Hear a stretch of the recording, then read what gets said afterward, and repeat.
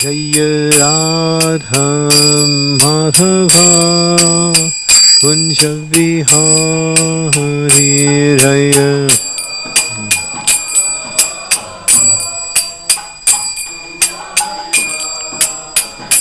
Jaya Radha Madhava Kunja Vihari Jaya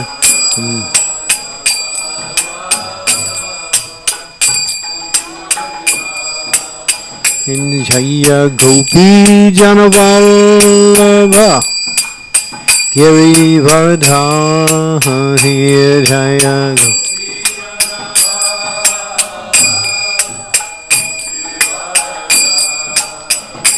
Jaya Gopi Janavallabha Girivardhari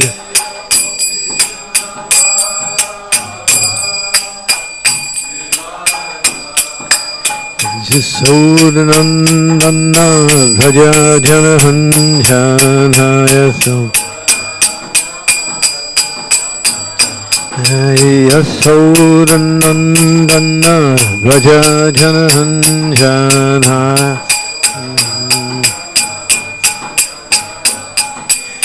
Jumunatira Vanachaniya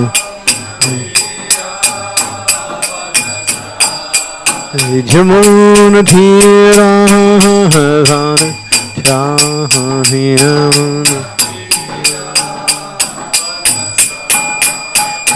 Jaya Radha Madhava Kunja Vihari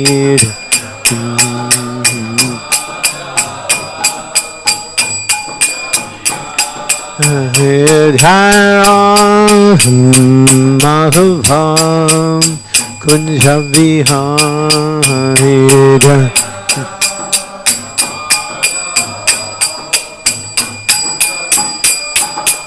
Jaya Gopi Janavallabha Girivardhari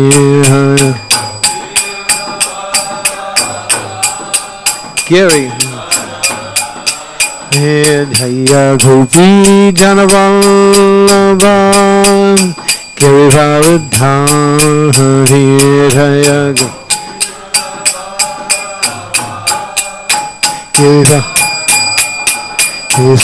Yasodanandana Bhaja Janahanjanaya Jasodanandana Bhaja Janahanjanaya Jamunatira Vanachaniya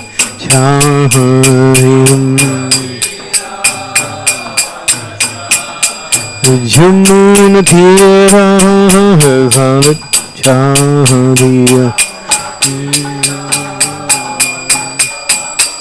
Jaya Radha Madhava Kunja Vihari Radha Madhava Jaya Radha Madhava Kunja Vihari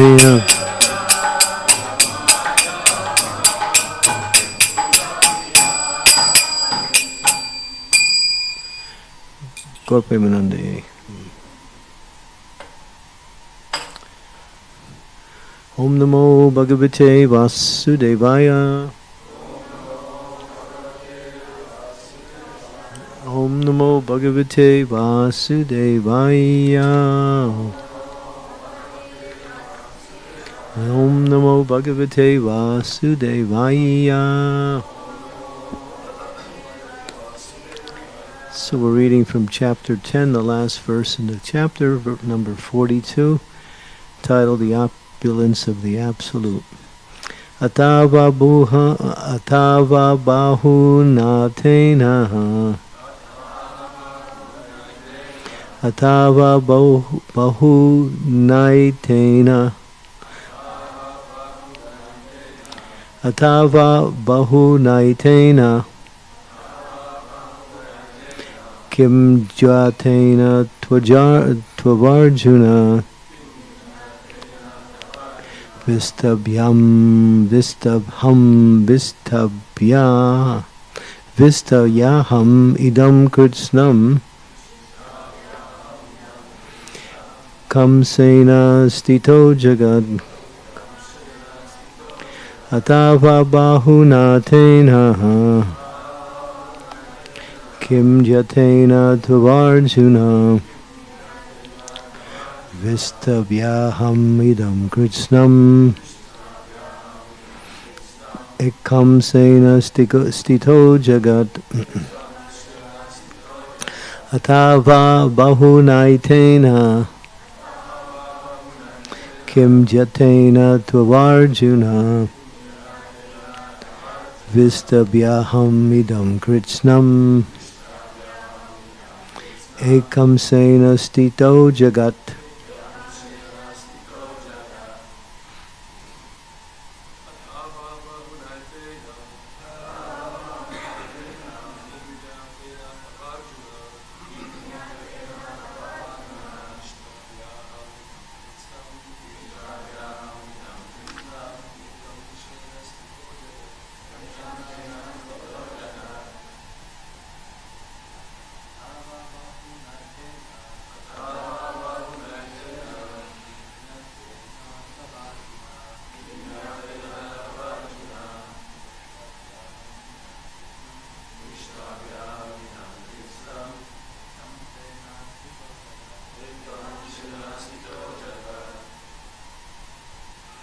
Ladies?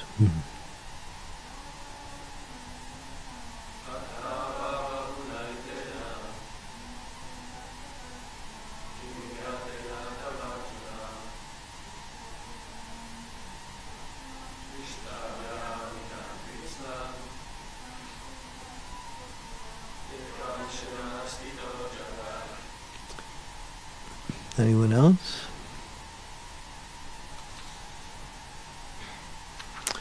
Okay, atava, or bahuna, many, atena, by this kind, kim, what, gyatena, by knowing, tava, your, Arjuna, O Arjuna, vistabhya, pervading, aham, I, idam, this, kritsnam, entire, eka, by one, amsena, part, stita, am situated, jagat. Okay. So Krishna has now described the opulence of himself in relationship to the different powerful expressions of material energy. In other words, he is the best in all material categories. But then after explaining everything in the previous verse, and now in this last verse he says, but what need is there, Arjuna, for all this detailed knowledge? With a single fragment of myself I pervade and support this entire universe. But what need is there, O Arjuna, for this for all this detailed knowledge? With a single fragment of myself, I pervade and support this entire universe. Purport: the Lord, the Supreme Lord, is represented throughout the entire material universes by entering into all things as the Supersoul.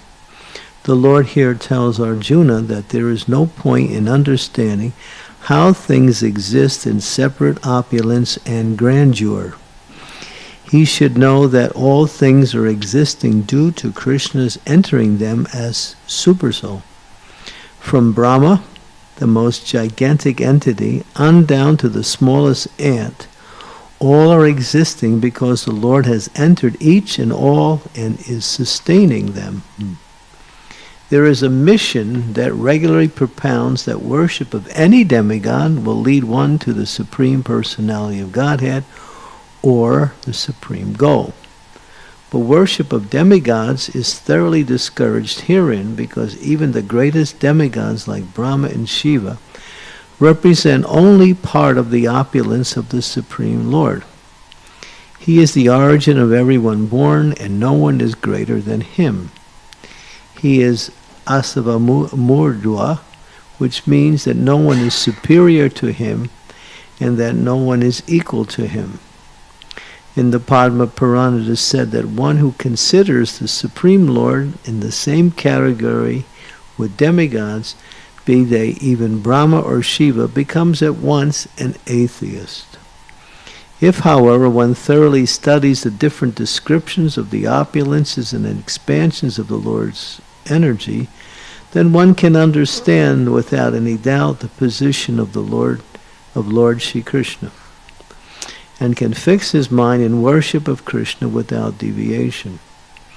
The Lord is all-pervading by the expansion of his partial representation, the Supersoul, who enters into everything that is.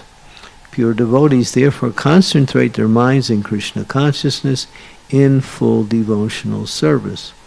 Therefore they are always situated on the transcendental position. Devotional service and worship of Krishna are very clearly indicated in this chapter in verses 8 through 11. That is the way of pure devotional service.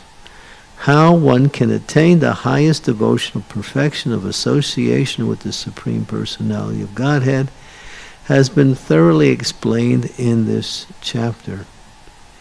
Sri Baladeva Vidyabhushana, the great Acharya and disciplic succession from Krishna, concludes his commentary on this chapter by saying, Yat Shakti Lasa Suryadya Bhavadyat Yugra Tejasaham Yat Amsena Dhritam Vishvam Sa Krishno Dasamer Chate. From Lord Krishna's potent energy, even the powerful sun gets its power, and by Krishna's partial expansion, the whole world is maintained. Therefore, Lord Krishna is worshipable. Thus ends the Bhakti-Vedanta purports of the 10th canto of the Srimad Bhagavad Gita in the matter of the opulence of the Absolute.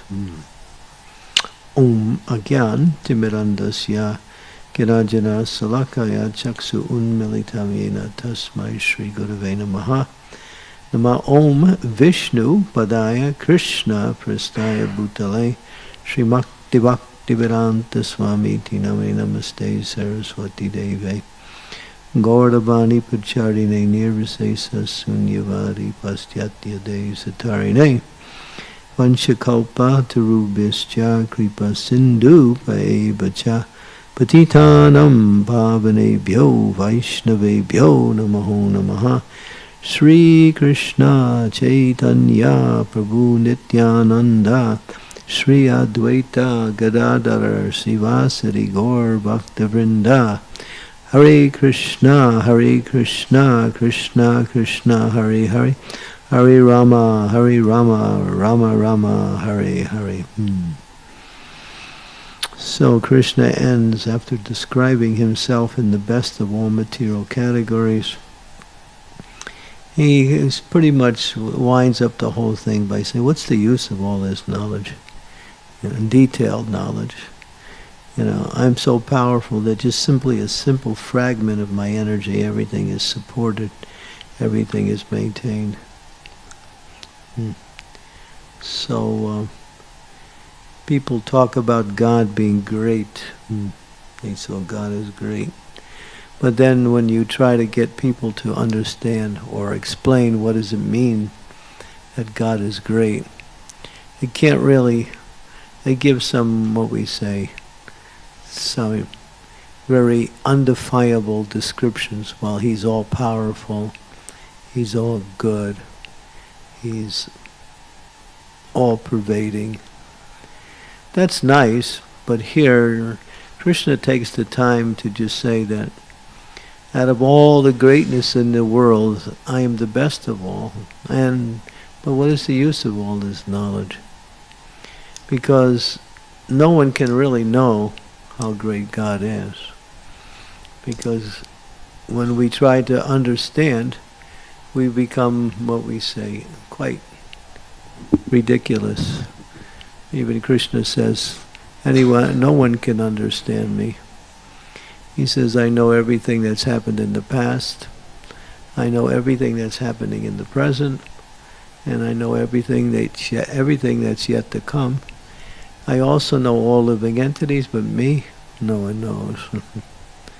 So to know Krishna is a lifetime of endeavor. And Prabhupada said one should try to know Krishna. One should make an effort to try to know as much as you can about Krishna.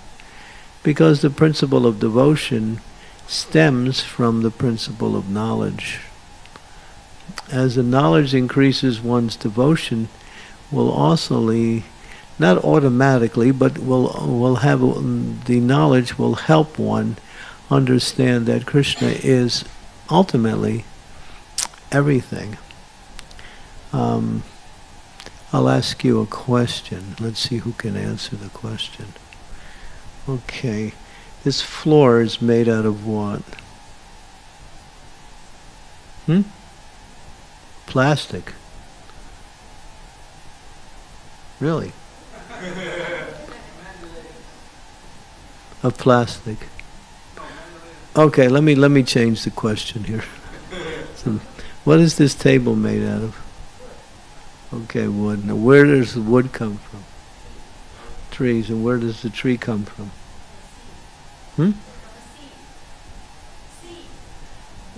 It's from the seed. And where does the seed start from? From the earth. And so who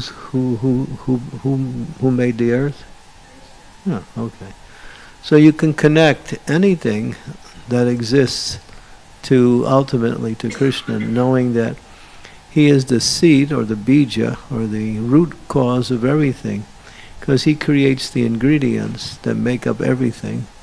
And then we are considered to be secondary creators. We take what he creates and reformulate it into the different forms in this world, such as buildings and tables, chairs, computers, cars, highways, so many things.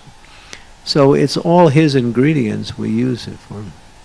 So everything belongs to him, just like if someone employs you to do some work for them, they might give you the instructions on what to do, but you do the work, and the finished product belongs to the person who engages you. You might get some pay for that, but you don't own it. You can't say, because I did it, I own it. No, you're just being used to make it happen, So in the same way, we are formulating what the energies that Krishna gives us into different forms where we want to enjoy these things, and we think it's mine. And that is the basic principle of illusion. Aham mameti, that this is mine.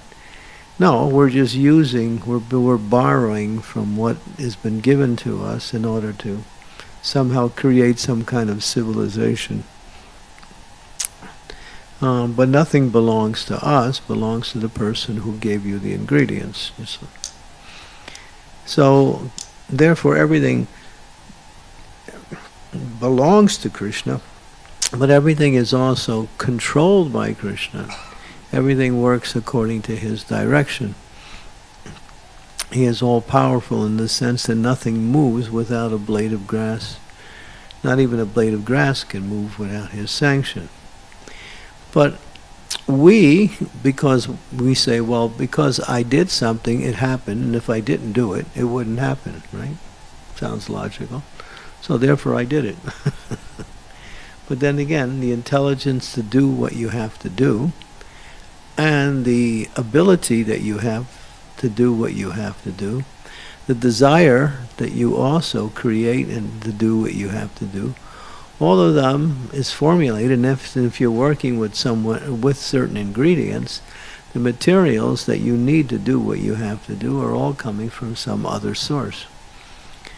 So the material, therefore the living entities cannot claim anything in this world. because nothing belongs to us. Although we may think that this is mine and that other section over there that belongs to another person. So we falsely take Krishna's property and divide it up in different ways.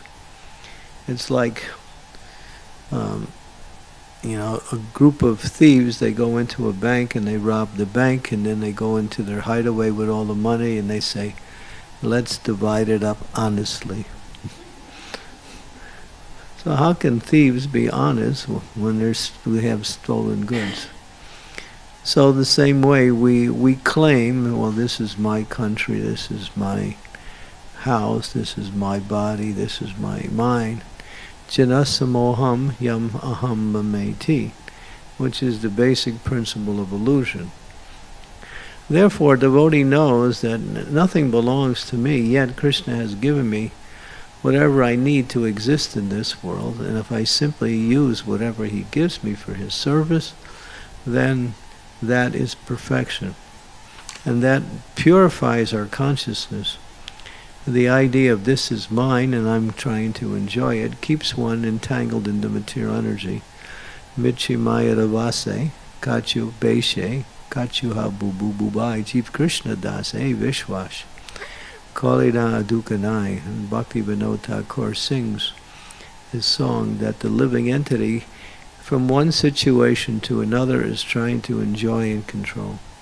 So that leads the living entity into the material world. Krishna is the supreme enjoyer, Bhoktaram, Yagya, Tapasam, Sarvaloka Mahesharam, Suhidam, Sarvadbhutanam, Shantamam Yancham. He says, I am the proprietor of all planets and demigods. I'm the benefactor and well-wisher of all living entities. I am the supreme controller of all that exists. And one who knows that, he says, is peaceful. What causes us not to be peaceful is that we want something that doesn't belong to us. If we're simply satisfied with the gifts that Krishna gives us by way of our endeavor in devotional service, and we're happy. But satisfaction is not part of Kali Yuga. No one is satisfied. Everyone wants more. People have a lot, but they still are never satisfied. A person may have a little bit and is not satisfied. A person who has a lot is not satisfied. The person who's seeing the person who has a lot thinks that I have a little, I have to get more and I'll be satisfied and I'll be him, but like him. But he's not satisfied, nor you will be when you reach what he has. So it's the same thing. No one's satisfied. Why? Because it's like licking the outside of the bottle of honey. You have to open up and taste the contents. So when we try to find happiness in the external environment through the idea of control and enjoy, we are just working with something that has no value. In other words, it doesn't work. It's like trying to, it's like the example is given. There's one man, he's looking on the ground. He's looking. And his friend comes along and says, did you lose something? He said, yes, I lost some money. So can I help you look? Yeah, so they're both looking. And after a while his friend says, are you sure you lost it here? He says, no, I lost it down there, but there's more light here.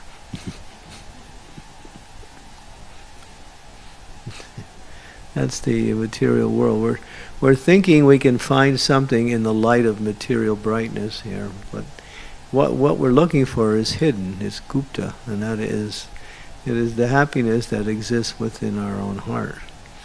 And that comes by way of using what Krishna has given us for Krishna's service, that's all. So that's what this verse is really about, that Krishna is the all-power representing. He controls everything. If he wants, he can give you the whole world, and if he wants, he can take everything away. He is completely free and independent. He's not obliged in any situation. But he wants to see his devotees happy, so he gives them what they need to live nicely and happily.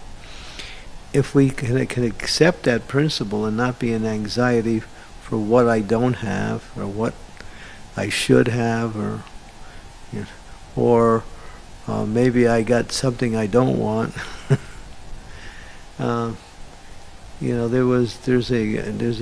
There's a particular addiction. There are people who are addicted to various types of activities.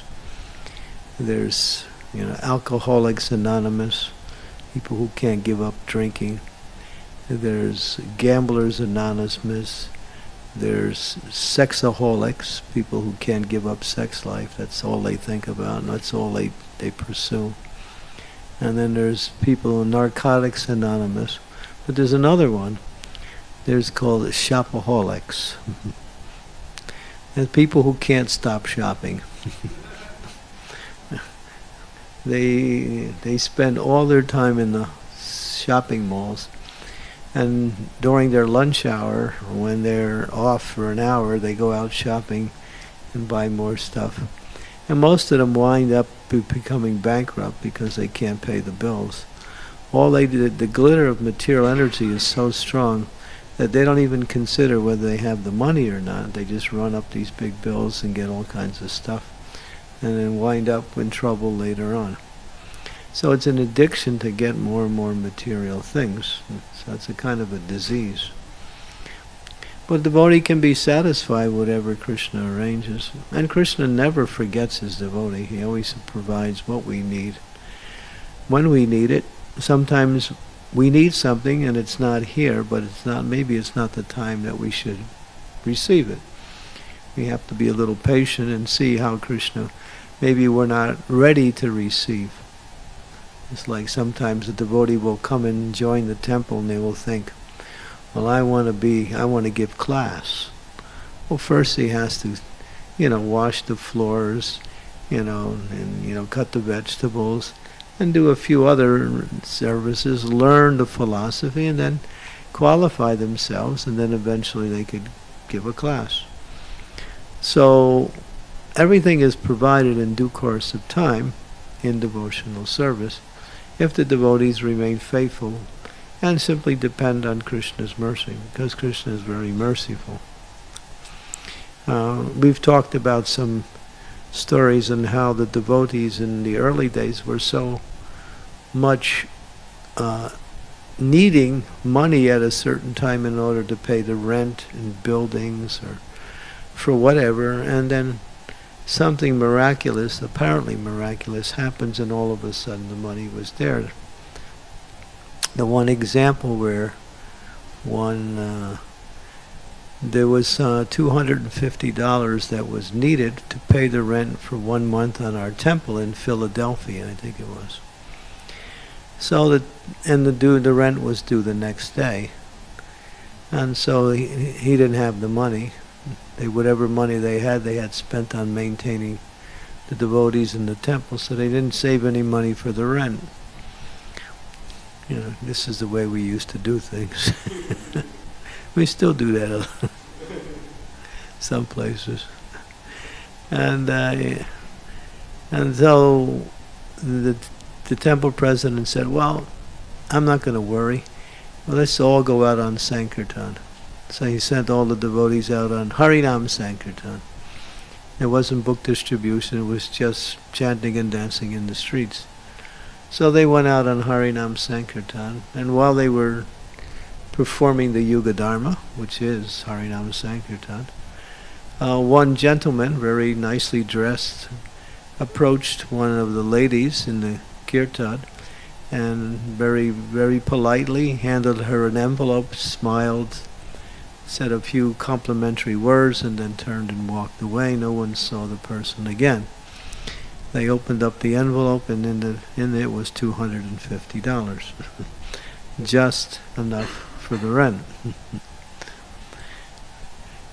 So what does that doesn't mean we shouldn't plan to pay the rent. That's not the idea. But it was that the situation came where they simply depended on Krishna in that, what we say, unusual situation, and Krishna came through. So Krishna is always there to provide what the devotees need if we have faith and depend on him, because he's the all-powerful controller. And he can give you anything, and he can take everything away. Prabhupada tells you on both sides. We like the idea that he gives everything. When we hear he's going to take everything away, we somehow get a little nervous. But sometimes it's actually nice to have less, because you become more dependent on the mercy of the Lord. Sometimes when you have a lot and more than you need, you start to think, well, I got everything I need, I don't have to worry about it. But that creates a false sense of independence.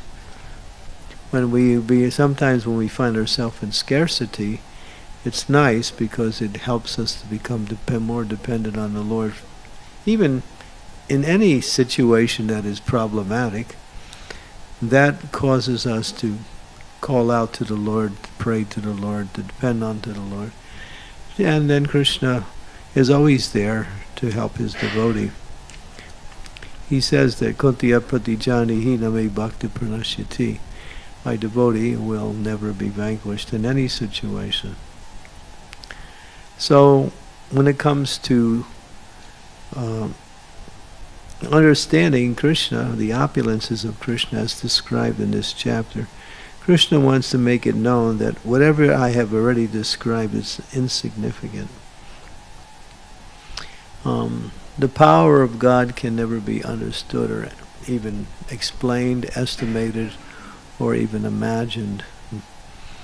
The scriptures say that someday, they just give some conjecture, someday someone will be able to count all the grains of sands and all the beaches throughout the universe. Someday that may happen.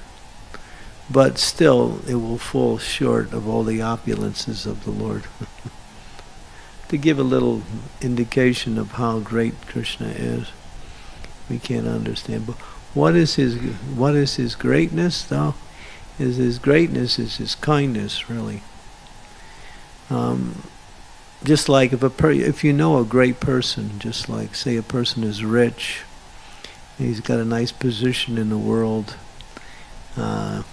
he's surrounded by so many followers, he's intelligent, has so many things, but he's not kind, then who cares? Nobody's interested in a person who even though they have so much, if they're not inclined towards others, they disqualify themselves in all ways. The one who is kind, Krishna has everything, but he's very kind. He's very kind. He shares whatever he has, and he takes care of his devotees nicely. So the more we engage in devotional service with that mood of simply depending on Krishna, the more we become free from all forms of anxiety.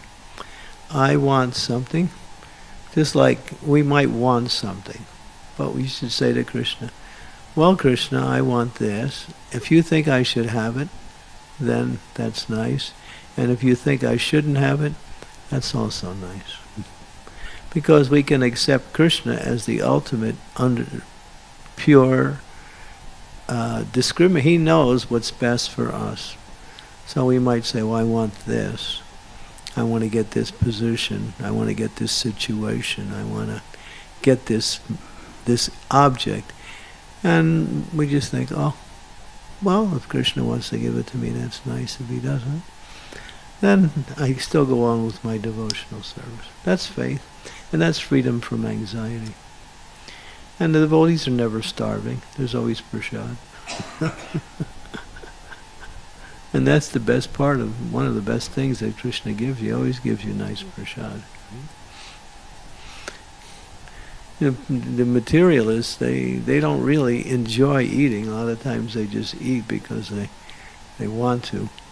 Or they try to enjoy eating by creating all kinds of new recipes, because whatever they're doing they get tired of. But devotees can, enjoy the simplest prasadam because it's prasadam. It comes from Krishna. It's purifying. It's satisfying. So something so simple as transcendental foodstuffs is a great gift coming from Krishna. What more do we want? He gives you a nice place to stay. As long as you don't look at the outside of the buildings, you look at the insides, it's okay. He still gives you a nice place to stay. Everything is okay, so everything is... so there's no worries for devotee. There's no anxieties on the personal level. Our only anxiety is, how we can continue to stay fixed in our devotional service and increase. If we want to be happy in Krishna consciousness, you have to be in one mindset. You have to think how to increase your devotional service every minute. You shouldn't be happy or satisfied going along the way you are. You should be thinking, where can I improve? Where can I increase? And that can come in two areas, quality and quantity. Quantity means more service. Quality means, let me do better what I'm already doing. Let me do it with more attention, with more devotion, with more understanding, like that. If we don't have that mentality of increasing, we will get bored in devotional service, and we'll start to see these things as being ordinary, just going through the motions of doing things. Because devotional service has this element of dynamicism, which it forces you to either increase or to move backwards. So if we're always moving forward, we can avoid going backwards. Going backwards means we start losing our enthusiasm in Krishna consciousness. So therefore one should always think, well, what am I doing now? Can I add something else? Or can I make better whatever I'm doing? The devotee has that mindset. And that makes devotional service really exciting. If we just go through the routine of doing whatever we do, after a while we get what they call humdrum. It means it's a English saying. That means it becomes boring. But always think how to do more, how to do better, and then you're in the right mood. And Prabhupada used to do that to us. He would push us to do more, to do better, knowing that this was good for our Krishna consciousness, like that. Not only to expand the movement, but to aspire the devotees, like that. New adventures or improving whatever you're doing. That makes Krishna consciousness nice. When we read, we can try to understand deeper what we're reading. When we're chanting, we can understand how better to hear and chant nicely the holy name. In our relationships with other devotees, we can try to qualify that, or put quality in those relationships by learning the elements of proper interaction with others. So all these qualities can come by way of our enthusiasm in devotional service. And that keeps us happy, like that. Variety is the principle of enjoyment. Variety is the principle of enjoyment. And in Krishna consciousness there's so much variety. Just like it says that Lord Chaitanya, when he used to dance in kirtan, he would always think of new ways to dance. You might say it was either spontaneous, but it describes in one beautiful prayer, he's always engaged in novel means new, dances. He dances in different ways. This is also an expression of how devotional service works. Okay, but we shouldn't do anything that is outside of the etiquette of bhakti just for the sake of newness. That could be taken in the wrong way also.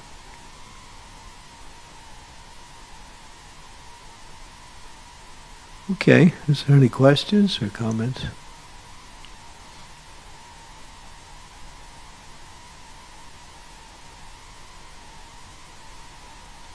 So many hands. Which one should I call first? Okay. Yes, Sarvabhauma Bhattacharya, right? No.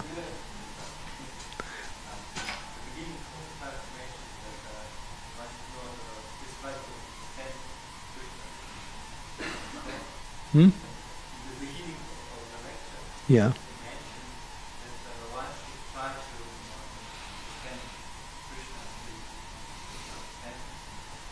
Understand. Try to understand.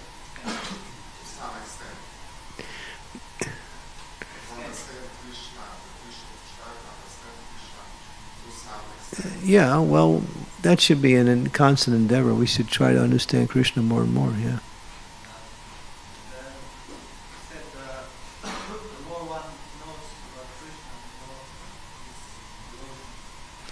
Well, knowledge of Krishna attracts you to Krishna more and more, because Krishna is all attractive.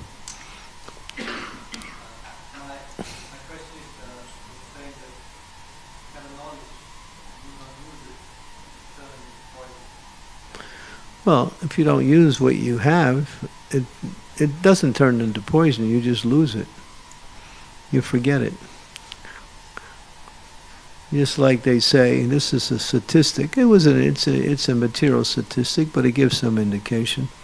And people will remember 10% of what they read, 20% of what they hear, 30% of what they see, 50% of what they see and hear together, 70% of what they do, and 90% of what they teach. So when you teach something, you remember it. That's why everyone should try to preach, because then that knowledge you have will always be with you and it'll grow more and more. If you simply read, sometimes you read and you can't even remember what you read afterwards. But if you repeat it, then you remember the percentage of memory goes higher and higher. So that's the idea. We're meant to hear and chant Shravanam Kirtanam, like that. Okay. Any other questions? Oh, who should I call on first? There's so many hands. Let's see. Oh yeah, Sri Devi. Okay. Yeah, that's you have your hand up, right? Oh yes, you did. I saw it.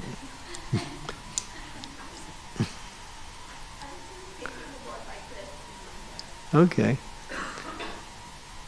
All right, you'll have some more time. Okay. Okay, so.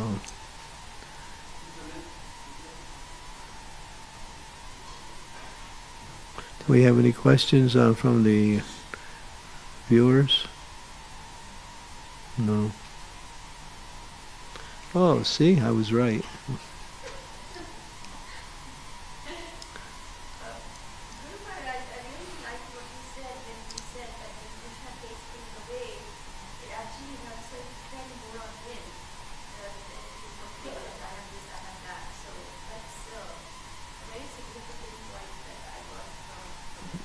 Mm-hmm. But my question is more about how do we safeguard Krishna's properties in such a way that we are not personally feeling a sense of ownership, but seeing this is Krishna's chair, this is Krishna's property, this is Krishna's money, and people cannot just try to cheat us or try to get away with it. Yeah. So how do we balance that? You're a custodian of what Krishna gives you.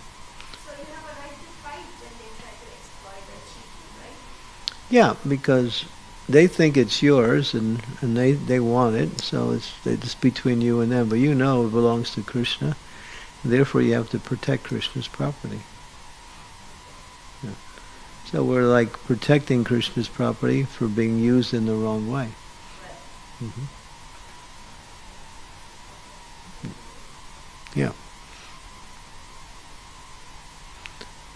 Okay.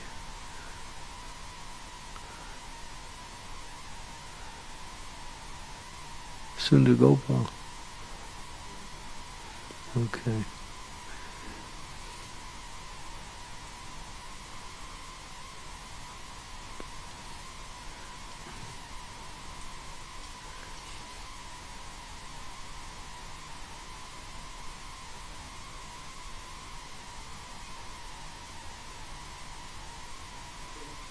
Okay, wow. Thank you. The class was so boring, I need some questions.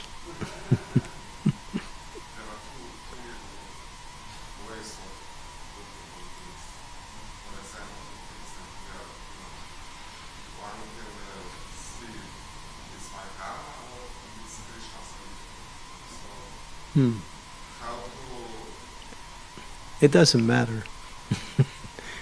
It doesn't really matter. Whether you try to figure out whether it's your karma is Krishna's gift, ultimately Krishna's behind karma too. So that question has been raised before. Is it come by way of karma or by way of Krishna? In one sense, it doesn't really matter. It's coming.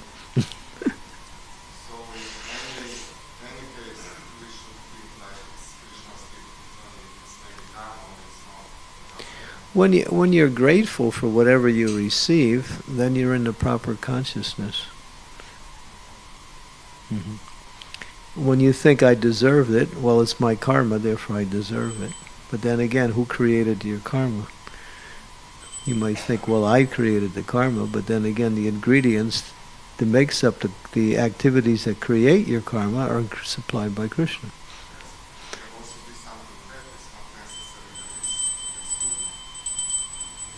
I see Panchita. Yeah.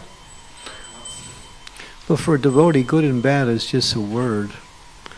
What appears to be good can also be something else, and vice versa. Just like someone asked Prabhupada, there's a saying in America that a cloud has a silver lining. So what that means is a cloud stands for something negative. A silver lining means there's something good about the cloud. So when someone asked Prabhupada, does all clouds have a silver lining? Prabhupada said no. For the non-devotees, a cloud is a cloud. In other words, it's working against them. But for the devotees, what apparently appears to be negative or bad, according to our estimation, is something that can lead to something beneficial, and will lead to something beneficial if we accept it in that way.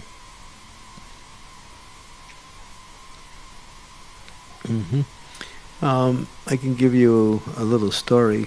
Oh, Sarvabhauma, you have a question? Well, you want to connect it to this question? Yeah, go ahead then.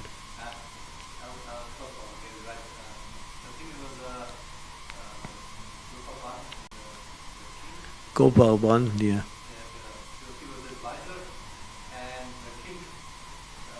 I know the story, yeah. Yeah. Oh, about the king and he cut his finger. Yeah. Yeah. So everybody knows the story, right?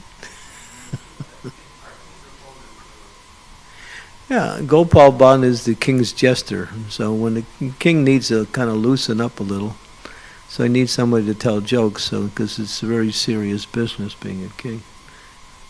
So he has somebody telling jokes.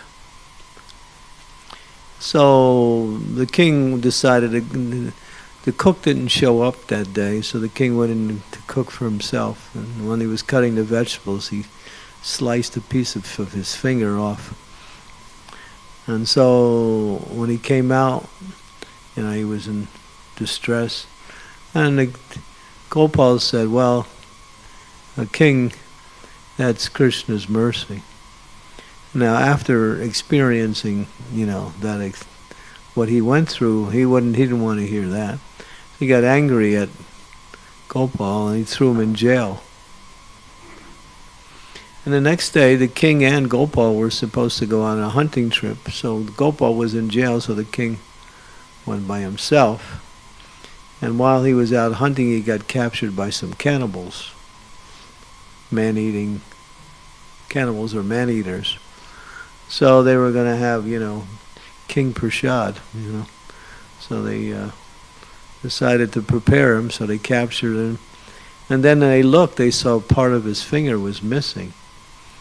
And according to cannibal folklore, you can't cook an incomplete person. So they had to let him go. So then he came back the next day and he let Gopal out of jail, and he said, Gopal, you were right, it was Krishna's mercy. Yeah. If I didn't have to cut my finger, I would have been, killed by the cannibals. But how is it Krishna's mercy that you were put in jail? But Gopal said, well, if I was with you, they would have cooked me. Yeah, so a lot of times there are many stories that are like that. Something apparently is negative, but if you see it that way, it remains that way. But if you